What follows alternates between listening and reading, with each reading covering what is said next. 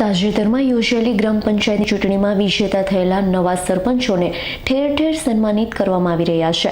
ટેકેદારો પણ પોતાના સરપંચ વિજેતા બને તે માટે બાધાઓ રાખીને ભગવાનને પ્રાર્થના કરવામાં આવી હતી, જેના પગલે ગ્રામ પંચાયતની ચૂંટણીનું પરિણામ જાહેર થતાની સાથે ચૂંટાયેલા સરપંચને લઈ ટેકેદારોમાં ભારે ઉત્સાહ જોવા મળ્યો હતો।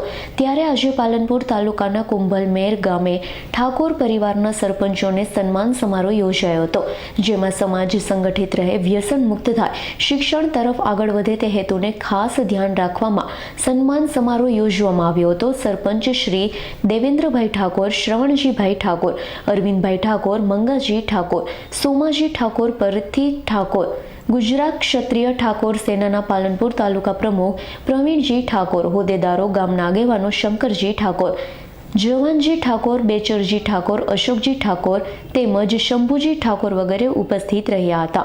ત્યારે ઉપસ્થિત કાર્યક્રમમાં ચૂંટાયેલા ઠાકોર પરિવારના સરપંચ અને સભ્યો દ્વારા દરેક ગ્રામ પંચાયતમાં લોકોની અપેક્ષા મુજબ વિકાસના કામો કરવાની ખાતરી આપી હતી। દરેક ગામમાં રોડ, રસ્તા, પાણી, ગટર, સ્વચ્છ ગામ, સારું શિક્ષણ, ગામમાં આરોગ્યલક્ષી સેવાઓ પૂરી પાડવામાં સદાય પ્રયત્નશીલ રહેવાની દરેક ગ્રામજનોએ ખાતરી આપી હતી। આજે યોજાયેલ સન્માન સમારોહ કાર્યક્રમમાં ચૂંટાયેલા સરપંચ સભ્યો દ્વારા ગ્રામજનો સાથે સમૂહ ભોજન કરી એકતાના દર્શન કરાવ્યા હતા। કાર્યક્રમને સફળ બનાવ્યો હતો। જીગર ઠાકોરનો રિપોર્ટ, S9 ન્યૂઝ, પાલનપુર।